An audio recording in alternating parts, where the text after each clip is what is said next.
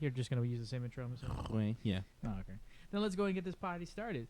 What's up, everybody? Welcome to the Bats Caves, episode 3. Yes, I'm changing the title every damn time just because it's funny.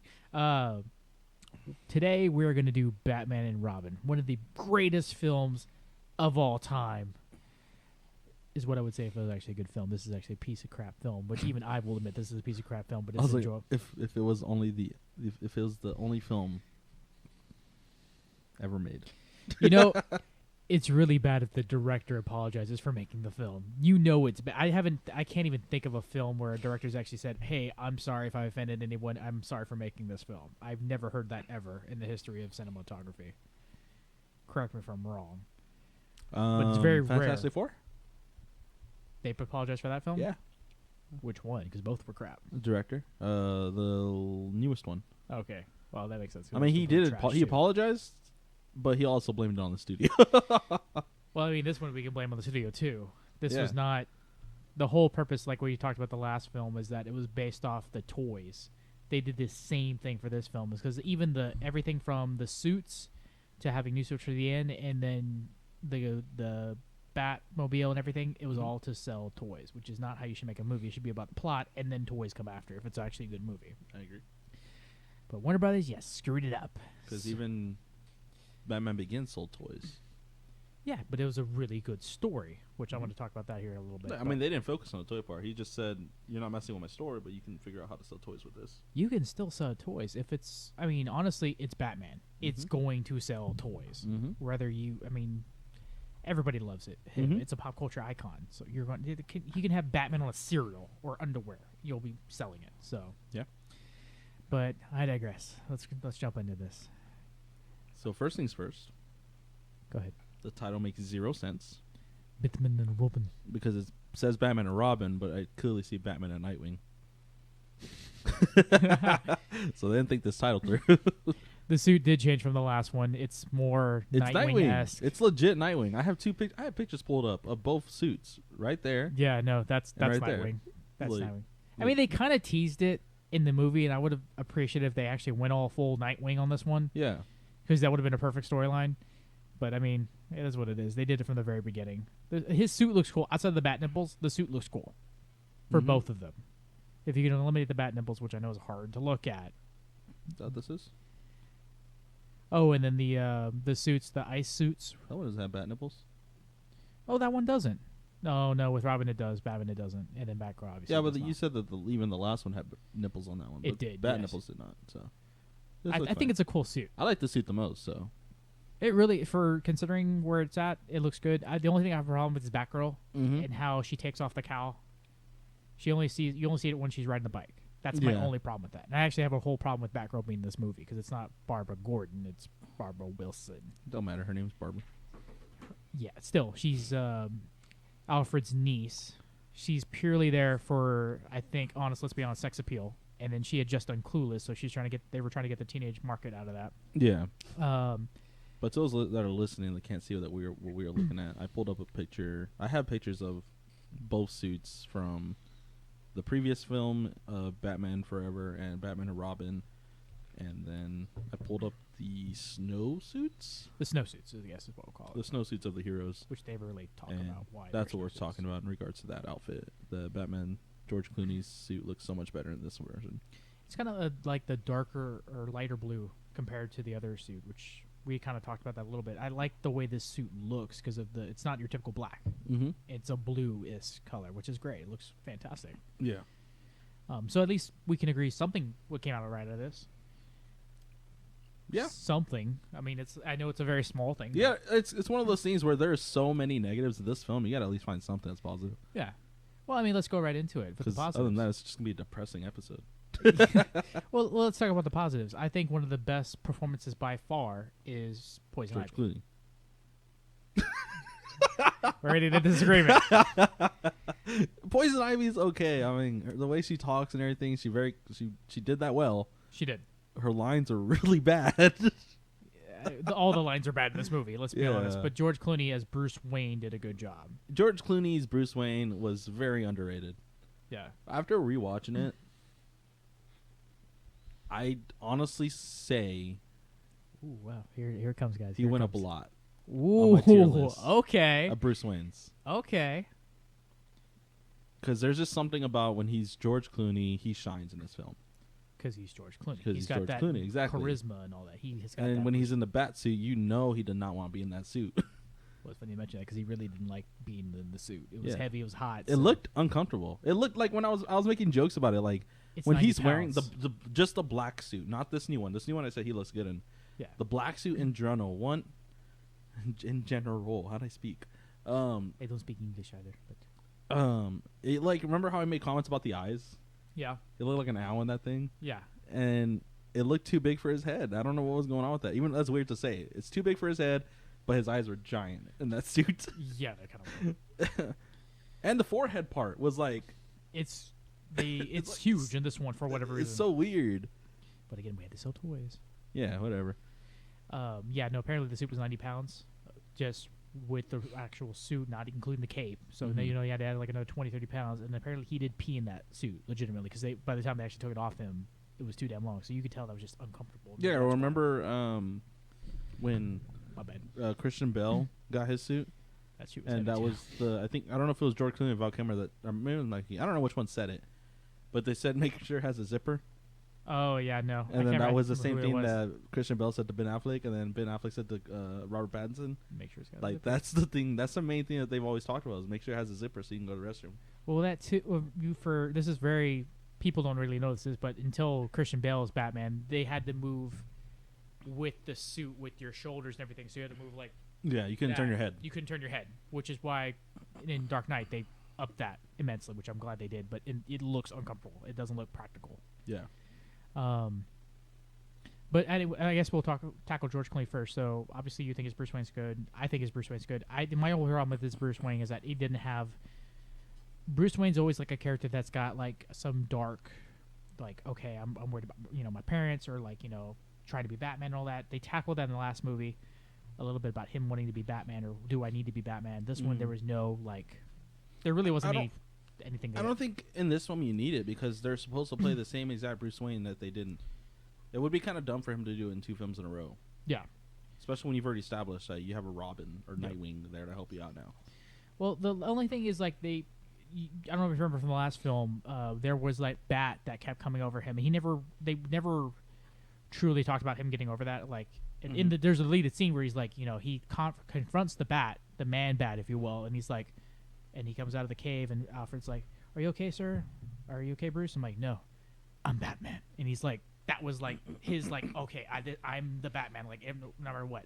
This one I didn't feel anything because like even in the whole purpose of like the Dark Knight trilogy was like he doesn't want to be Batman, but he knows he has to be Batman type situation. I didn't feel that with this movie, except for Alfred obviously being sick. That was the only tragedy, I guess, in his world. Yeah, it was nice though, because like you see that relationship with Alfred, you get the more history between him and Alfred. Yeah, that's cool. And it is good that they chose to do that with George Clooney's acting because that you believe it, like he really does care. Yeah. As for like, he always kept a very cool tone, so you never really got that like sadness or. I mean, you got his sadness when he was with Alfred only. Yeah. But other than that, he was very much the same. He did not react. He was cool, collected. Yeah, he was very like how you expect Batman to be in certain situations where you're just always calm. Yeah, even though the situation sucks and most people would freak out and lose their mind, this is where you have to keep your control and think about the situation. Yeah, you didn't get that like it's hard to compare because you that's all you can do. Yeah. You didn't get like when Christian Bale's like, "Where's the trigger?" Like you don't get that craziness that he's like doing. Like he's just very cool and calm, collected, and I liked it. But He's Batman. The Bat credit card.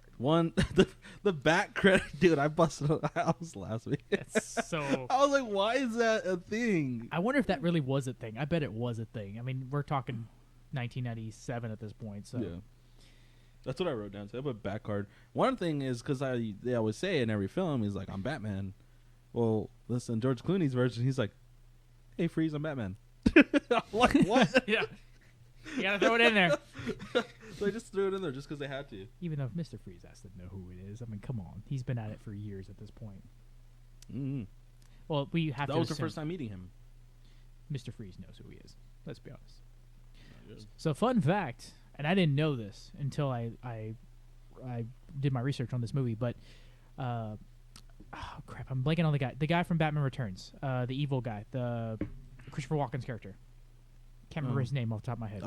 Did he play a main character? I mean, did he play like a main villain? He played the main villain, yeah. I mean, I know he made the main villain, but is it one that we know in the comics? No, it was a strictly made for the movie. Okay, then yeah, I don't remember his name. When we get to the movie, all we know is he's Christopher Walken. Anyway, Christopher Walken's bad guy. There's a picture in the background whenever he's throwing before he throws something kind of off the roof or the building. Mm-hmm. It's him and Arnold Schwarzenegger in that picture. So you assume that's a early Mr. Freeze before everything. I found that interesting because so I learned about this movie. You had Patrick Stewart, you had the guy from Hannibal Lecter, and Anthony Hopkins. Thank you. And Arnold Schwarzenegger was the number one pick. But Patrick Stewart and all of them wanted to do this role because they knew about Mr. Freeze. Interesting. But Arnold Schwarzenegger, they were like, we can't do this movie without you. Schwarzenegger rejected it several times until they offered him $25 million. He was like, I guess I'll do it.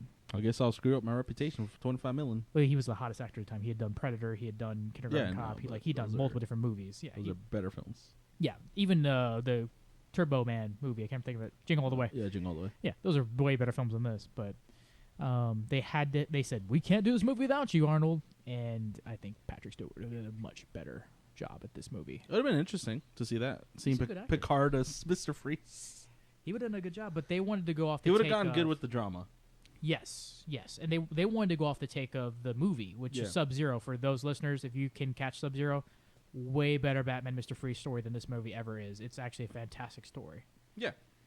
But I guess since we're talking about Arnold, what do you think about Arnold? It's horrible. No. I like the suit. The suit looks cool. The suit's cool. The suit is okay. That's not bad.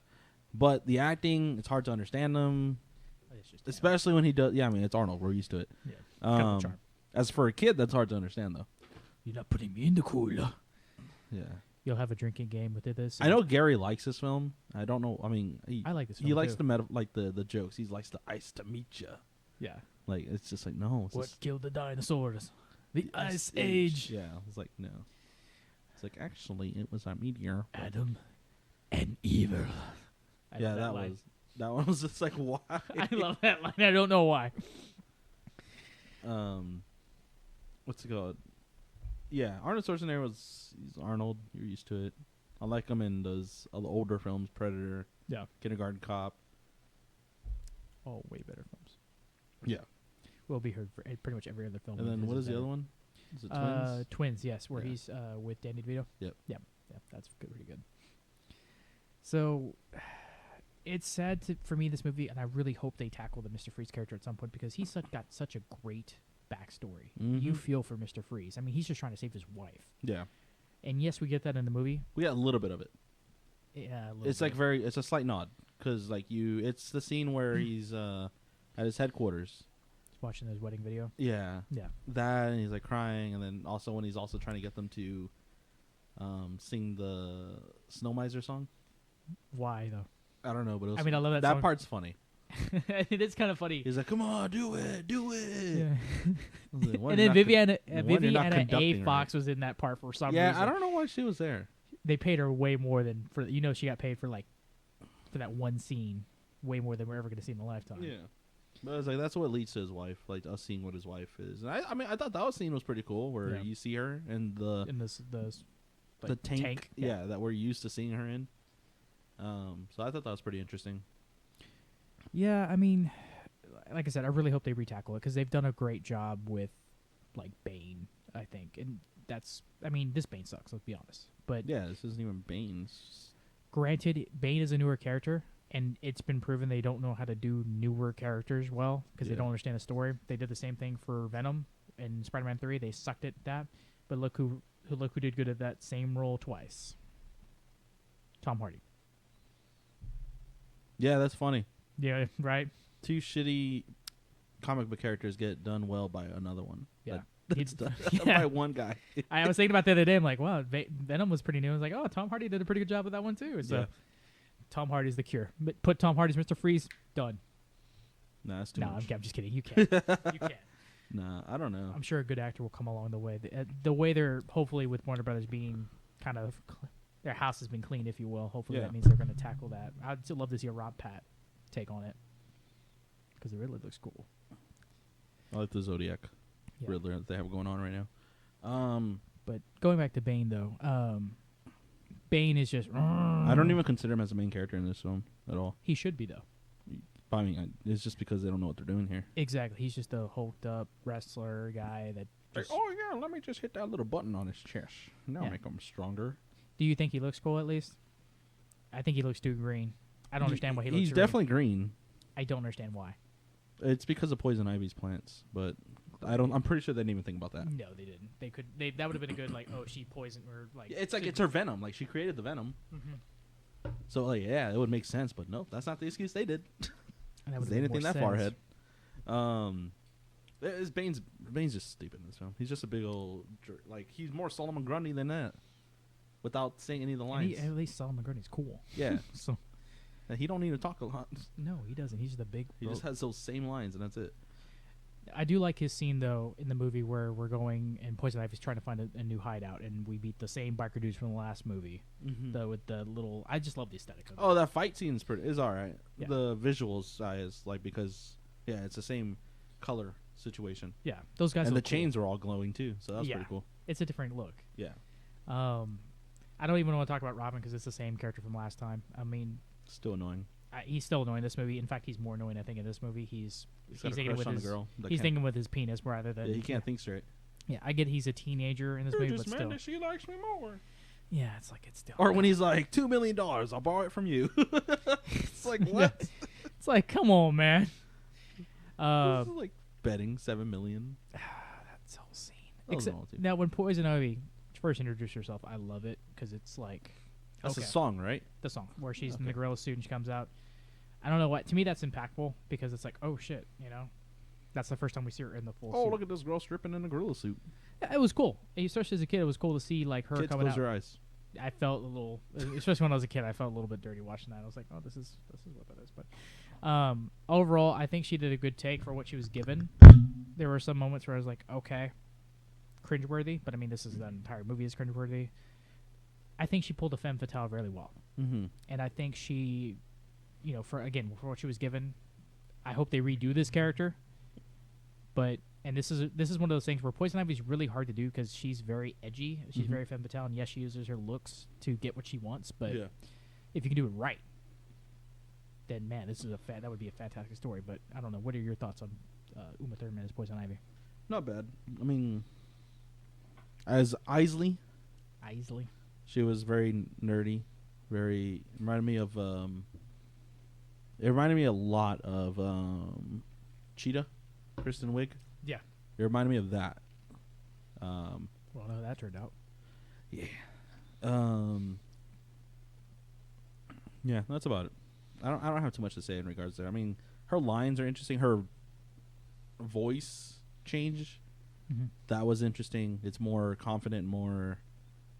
I can't really say it's seductive only because she doesn't really say words that are seductive. She does. But, I mean, she does it... I mean, there are very few lines that she does it in. Like, it's not as much as you would think as somebody that is trying... I mean, because she doesn't really try. She just needs to blow a little bit of her little pixie dust at people. The whole line, why don't you put the boy wonder to sleep and you can come water my flowers? Yes. Yeah, that I understand. But that's what I'm saying. Like, there's not as much as I thought there would be, especially for this kind of film where you have Nicole Kidman that's thirsty as hell. The last film, yeah. They definitely cut it down for a character that's even more seductive. Yeah, who's meant to be seductive. Yeah. One of the funniest things is my cousin was asking, because I watched it with him, he's like, I don't get why men are going, why are they listening to her? He's like, you haven't had your first crush, have you, boy? You don't understand the power of women over men. It's very powerful. Yeah. Eventually, yes, you grow up and you learn to overcome that, but then when you're a teenager, man, there have been a lot of times when I was in high school or middle school where I got played because they knew I had a crush on them. It's the power of women. Not naming names. They know who they're. Thank God they don't listen. They don't listen. Yeah, they're way past anyway. Well, I dodged a bullet on all of those. But anyway, what about the suit? Poison Ivy suit? Yeah. It's all right. Which one? The actual ending suit where she's just in the green, like when she's trying to rescue Freeze, where it's like a green and then red gloves and everything. Or I'm talking about the suit that she's wearing in the one when that she first introduces herself. Yeah, I was like when she first introduces herself. I like that one better. Yeah, because I mean that is like it's a green jumpsuit. It has little leaves and everything like that. Looks nice and everything. Cool. Especially this part, like her eyebrows. It's cool. Her eyebrow part looks like a flower. That was kind of cool. But then when she goes to say Free, she's like in an orange, literally in a big old orange jumpsuit where it covers everything, and she's got the red gloves on. I thought that was pretty cool too. Mm-hmm. Yeah, I mean it's all right. It's not a bad suit. Okay. I'd say they continued doing good suits in this compared to like what they did with the last one and then the previous ones. Yeah. I'd say their suits are good. So I want to throw something out there. I actually need to make a correction myself from last time. So I had mentioned that this film would have been leading into the next one, which is it was actually going to be called Batman Triumphant, which is a great title, by the way. Triumphant? Triumphant, yes. That was the actually working title. And they were going to have Scarecrow show up, who's going to supposedly Jeff Goldblum was going to run in to take that role. But then Harley Quinn was going to be played by Madonna, is what I'm being told. And that was going to be the Joker's daughter. Mm-hmm. But I actually would have loved to have seen this film after this one because they would have brought in, this would have been probably one of the most expensive scenes ever. But they were going to bring back a nightmare scenario where Bruce has to, think about it, Bruce has pretty much killed every single villain in the past movies. Pretty much. The whole nightmare scene would have been him having to come to grips with that. So they're actually going to bring back Jim Carrey. They were going to bring back Tommy Lee Jones and every other villain from the past movies in the Burton-verse. Mm-hmm. And, of course, the Bane would have been Jack Nicholson to return as the Joker. And then he would have had to come over that, take down Harley Quinn and Scarecrow. I think that would have been if they had done it right. They wouldn't have. But if they had done it right, this would have been a good movie. It's interesting because I know he only killed the Joker and he only killed Harvey Dent. Yeah, Harvey Dent. Everyone else still survived. The Christopher Walken's character, he dies too. Yeah, but he didn't kill him. He didn't kill him, but that's still. That was Catwoman. Yeah, a Penguin he did. How did Penguin die? He died. Explosion. He did die. I don't remember how he died, but yeah, the he explosion. Died. Okay, but I mean, if you're talking about characters that do die, then yes. Yeah. There's a good amount of them. Pretty much every single villain is Rogues Gallery that came back. Again, one of the most expensive scenes ever to film for 5 seconds, but yeah, I think it would have been cool. And then the whole point was Schumacher wanted to do a year one Batman, which we got in The Dark Knight. With Christopher Nolan. Batman Begins. So, yeah, interesting take, but obviously that didn't happen. This film tanked in the box office. It still made 200-something million, but it was critically panned as one of the worst movies of all time. Even cinematically, this was considered one of the worst movies of all time, not just a superhero film. And think about it at the time, this was 1997. Yeah. Granted, this had to go against, I saw the box opening weekend, this had to go against Hercules, and this had to go against Men in Black. Two which films that we can all can agree were great films, but this was never going to have a chance against those two. And let's be honest, like I said, this is, at the time, this kind of killed the superhero industry. Think about how many years before Spider-Man came out or X-Men came out. It was like 2001. What, 96? This was 97. 97? Yeah. 2001 is not that far. It's 4 years away. But still, this killed the superhero franchise for a little bit because there was not a film that came out like that for a long time until Spider-Man came out. And then it made superheroes cool again. Well, that's because they were too busy trying to make the superheroes a joke. Yeah. Which they're not, so. Yeah, which you can actually do a good story with it. Mm-hmm. But, I mean, this film had a lot going against it. It had all the other films. Batman the original Michael Keaton was 89, and then it was 3-year gaps in between. This one had 2. They fast rushed this one out after Batman Forever. Then, obviously, the Schumacher Val Kilmer, so you had no Batman. So you had the villain George Clooney. Yeah. You had budget restraints, and everything had to go through Warner Brothers because they wanted to sell toys. So this movie had a lot against it. Yeah. Having said that, I know you're going to disagree with it. I still enjoy this film. This film is complete garbage. I have fun in it, though, because I view this film as not as a story. I view it as rather a comedy. And I view it as, oh, this is funny to hear the freeze puns. I laugh every time I hear a freeze pun. Or I, enjoy seeing the little flaws or seeing the bat wings kind of flap in the air. It's just funny. And that's entertainment to me, is to see all the funny aspects. Like I said, I joke about making a drinking game out of this. We can't because you're literally going to die before the movie's over. Mm-hmm. But it's a fun movie. It's just, if you can sit back, relax, and just turn it off, This is a fun movie to watch, and Like you're gonna laugh. Turn off the TV. Dude, just turn off your mind. Just Well, turn off your mind. That's not how that works. So people like you are all about the story, Yeah, and I respect that. But There's I'm about absolutely just. There's absolutely no story. They try, but yeah, this movie's just one of those I can just shut it off and enjoy it. And this has a special place in my childhood because I remember we rented this movie and I watched the crap out of that movie. I literally the VHS. We had to buy a new VHS because I watched this movie so many times. No, yeah. Nah. No. I just don't like this film. Like I said, the only thing I like about it is George Clooney when he's Bruce Wayne. Other than that, I didn't think it was anything good.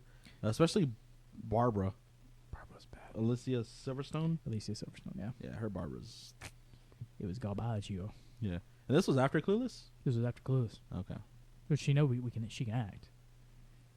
That's the other thing too. They brought her in like maybe halfway through production. It's like, oh, we want to add Batgirl to sell toys. You watched her stuff did feel a little off. Yeah, she had apparently more scenes too, but they cut a lot of her stuff out. So that kind of shows that they shoot her in it. It was just interesting. I mean, like it shows like, oh yeah, I care about Alfred. Da da da da da. And that was about it.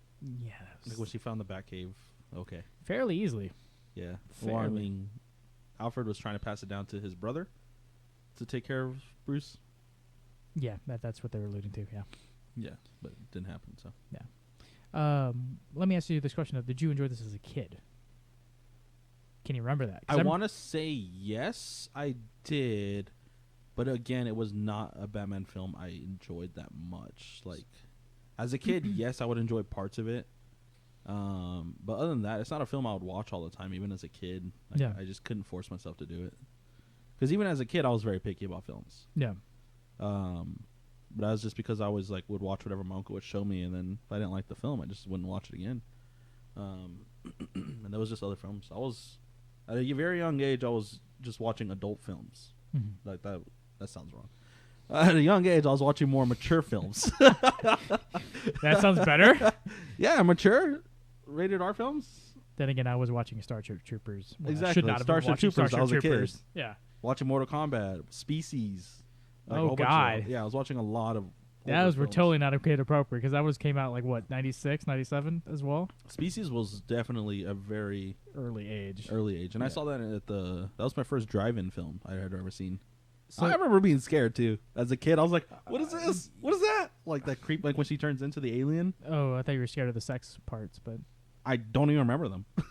you probably blocked them out. Yeah, probably as a kid. Did your parents do what they did to me, where they put like your blanket over your head to kind of cover, or pillow? No, my dad would tap. Like my dad would tap me in the back, to like, and I knew immediately. To close your my eyes. Yeah. Yeah. Yeah, it was always awkward to watch even now when I go watch a movie with my parents, if there's a sex scene, Like they took me. Awkward. They took me when I was a kid. We went to South Padre Island. They took me to go see Wedding Crashers. Oh God. I got a lot of taps in the back of the head. But I mean, you were older. You were. I was very young though. 2004, I think that was when that movie came out. 2005. I was 10. No, I was so 12. No. So that'd have been 2004. No, I'm going by the numbers you're telling me. I gotta look it up now. When Wedding Crashers? Wedding Crashers. I know it came out later in our because I remember 2004. I owned that movie when I was 2005. So we would have been 13. 13, yeah. So that's a little bit more reasonable to start watching. It's still stuff not like that. It's still not at an age where you're supposed to be watching nude films. Yeah, complete nudity. Yeah. So. And I just remember like it was like quick. Like I would see it and I was like, oh, I'm supposed to close my eyes, aren't I? And then I felt the tap. But yeah, before that it was so much worse. Godfather, I would watch that when I was little. That's interesting. I watched very mature films like when I was younger. That's a really good. I was always banned to watch those kind of movies. That's why I missed a lot till I got older. I just didn't care for like all the kid movies. Like it's like, oh yeah, it's lions singing. A guy riding a magic carpet. You shut your mouth. Aladdin and Lion King are two of the best. They're movies. good films. Like I enjoy them now as a kid. As an adult, I enjoy them more now than I did back then. Yeah. But to me, like as a kid growing up, I felt like Lion King 2 was better than Lion King. Like that's how I felt when I was a kid. You shut your goddamn mouth. But that was because that was more. You better not say 3 or 2.5 is better than 1. No, I don't watch. I haven't seen 1.5. Is it 1.5 or 2.5? It's 1.5. Oh shit, I don't even remember. 1.5. 1.5. Great film. Anyway. I've never seen that, so. But they didn't tap you on the back for watching bat nipples. That was okay, or bat crotch. Dude, I don't even think my parents saw this movie.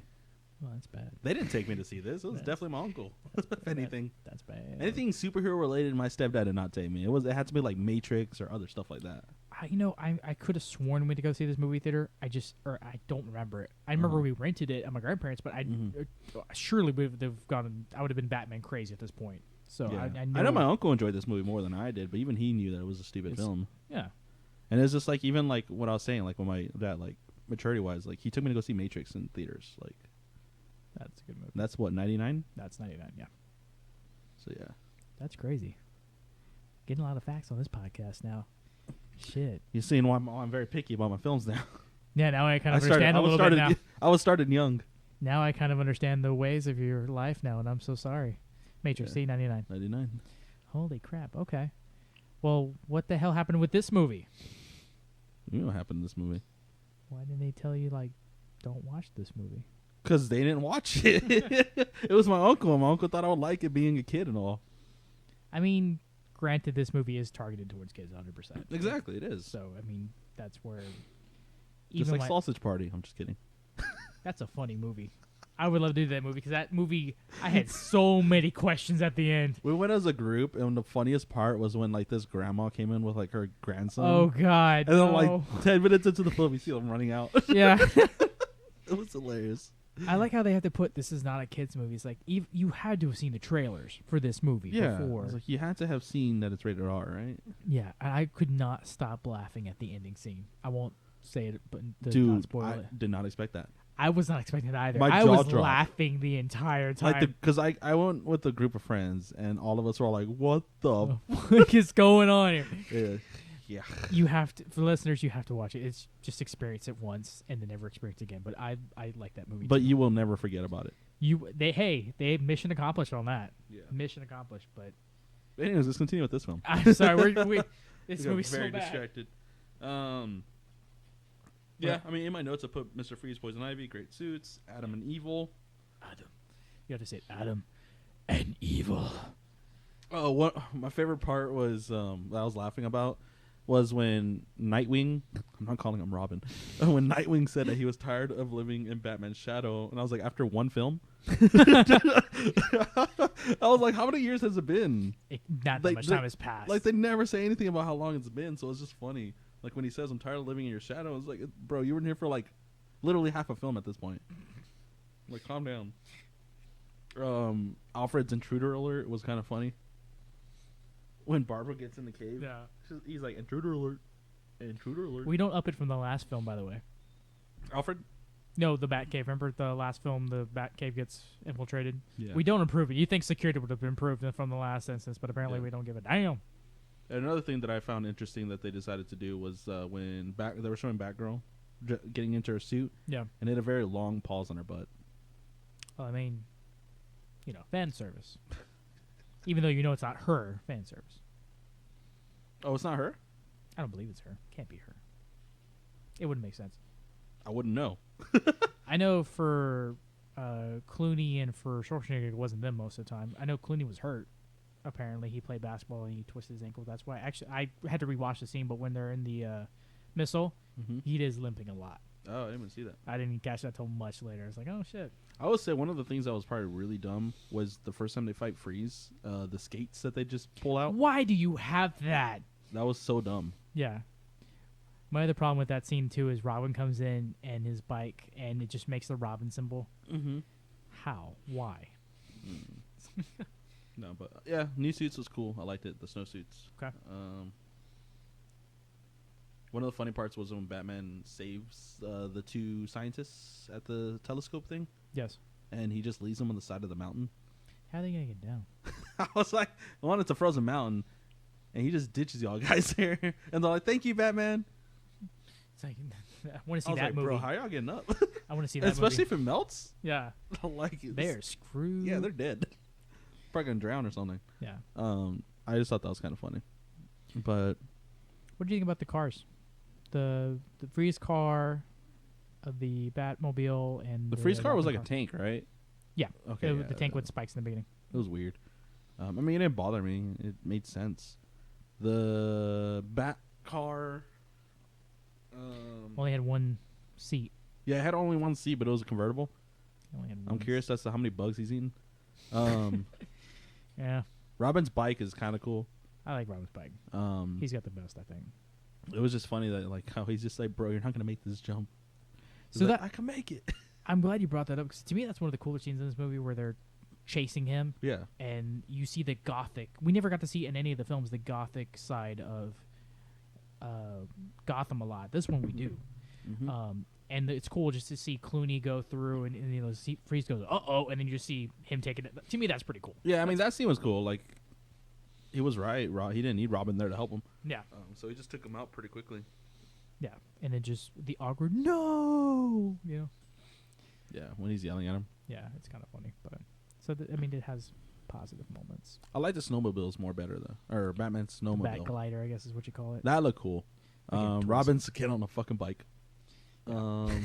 He plays bitch. Same thing with Batgirl. She deserved it. That scene didn't make any sense to me What? when apparently her bike was gonna get knocked or something. And she So just goes She straight jumps to his and then she just goes right back. And I'm like, so what was the point? Why don't you just jump up and jump back down? Gotta look cool. Yeah, that I did not understand. And they gotta set up the Batgirl Robin thing going on. That was. Because in the He was comics, thirsty for her. That's for damn sure. Or he was thirsty for every girl in this damn thing. he kind of was. Yeah. Robin was a slut in this one. Usually it's Batman. Yeah. Oh, interesting. Yeah, he was definitely all over that. Yeah. But the fight between Poison Ivy, like, where Poison Ivy gets them to start fighting towards at each other because of her. Like even then, like Bruce Wayne never really cared about her. Yeah. He knew. Yeah, He was like shaking it off. he would shake it off like nothing. He knew. And it was just Robin though, or Nightwing that was having those issues. Yeah, and his penis. But anyway, I liked how again, if you can incorporate that, just take this as like a foundation and grow off it. This can actually be a pretty good movie if you go off the aspects. But again, you gotta grow. You can't just keep a child. This is definitely not going to be Poison Ivy. If you have her in it, it's not going to be a PG movie. It has to be PG-13. Yeah. Yeah, it was just interesting seeing all that. Yeah, I mean, like I said, for this film for what it is, I appreciate it, even though it sucks. I mean, it's part of my childhood, whether I like it or Commissioner Gordon. Yeah. She's like, He was- on second thought, you're too old for me. He was Like, thirsty no, I'm too. not. Come back. Come back. The last his Commissioner Gordon we're going to see from him. Thank God. I like his Commissioner Gordon. No, it was useless. And the last film was What cool. did he do besides hand a key to damn Poison Ivy? And the last film was cool. This one he kind of adds to the problem. But- He didn't do shit. And the ending I love. I know I talked about this in the last one. I love how they're all coming through the bat signal. They're all running towards the camera, and then the theme song plays, and then Smashing Pumpkins plays. I love Smashing Pumpkins, which actually won an award. Oh, and this is apparently one of the few films that did not get nominated for anything in the Academy Awards. Apparently, the others got at least nominated for something or won something. This won Razzies. Of course, it won Razzies, but it never. Outside of the song, the end is beginning is the end is beginning, from Smashing Pumpkins, I was the only one, and a couple of the other songs won for Emmys. I think that's what they're called, Emmys for musical. What are they called? I forget. If you're talking about an Emmy, For the musical aspect, they won for song, best song or whatever, or top Talking about chart. billboards. Billboard, yeah, there you go. But this actually didn't win any Emmys or Oscars or anything, or nominated for any of those. Whereas the other films at least Either got Billboard or nominated for Grammy. something. That's music. Grammy, there it is, Grammy. Okay. But the film itself didn't win because like the Batman was one for best cinematography or something like that, and the other got nominated for other things, best costumes. This didn't get nominated for shit. Yeah. It didn't deserve to get nominated for anything. No, yeah, it didn't. It's a bad film. Men in Black alone deserves to get more awards than this. Yeah. Much better film. Yeah, I'm sorry we haven't done that one. Yeah, I don't really have anything else to say. I mean, I feel like we trashed this one. You trashed it. I at least gave it some kudos. No. I at least said I appreciate this film for it being trash. But I mean, hey, what can you do? I still, to those who are listening, watch this movie at least once. I mean, it's one of those things where even about the Adam West one I talked about, you have to watch this movie. If you're a Batman fan, watch this at least once. Hate it or love it, you're still going to get at least some enjoyment of it, of how bad it is or how good it is. So, any final thoughts? Because from this point forward, we actually talk about good films. This is debatable. This is the last bad film. I still see two more that are bad. We're going to fight. Oh, I see one more bad one, which is your top one. So. Nah, that's the best one of all time, dude. That's the greatest of all time. Last name greatest. First name ever. Oh, no. First name greatest. First name ever. Last name greatest. There you go. It's 11 o'clock at night. I said that wrong. It's last name ever. First name greatest. That's what I said. Dude, I'm tired. It's already 12. It's 12. It's past midnight. my bedtime. Yeah, I know. I have work in the morning. I don't know what you're doing. Oh, what you're doing. I got work in the morning, too. You just lay there on the floor. Fuck you. And you come in after me and you leave before me. That's some bullshit. But I work out for 3 hours straight in a hot-ass building. Good for you. That's your life choices. It feels like 115 degrees in that bitch. I was working out. All I was doing is sitting there, and I was sweating. Good for That's you. how bad it is. I didn't even do shit yet, and I was sweating. Good for you. You saw how wet I came back. That was shirt number 2. Yeah, you're soaking the floor. It's like I went to SeaWorld, and I had no fun. I had absolutely... I got in the sea. I was going to go see the Shamu show, and I immediately got splashed and had to walk out. Like you got frozen by Mr. Freeze, and then Batman had to heat you up. I mean, you're not wrong. That's how I kind of felt like. But anyway, before we close out, if you haven't seen the Suicide Squad trailer, go check that out. Don't forget to like, comment, and subscribe. And tune in next week while we do the next Bat episode. Will they figure out what the hell they're doing? Will Isaiah finally get that booger out of his nose? What? Will Josh actually find out where is Rachel? Tune in for these answers and more on the next week's episodes of The Dynamic Duo. She's dead.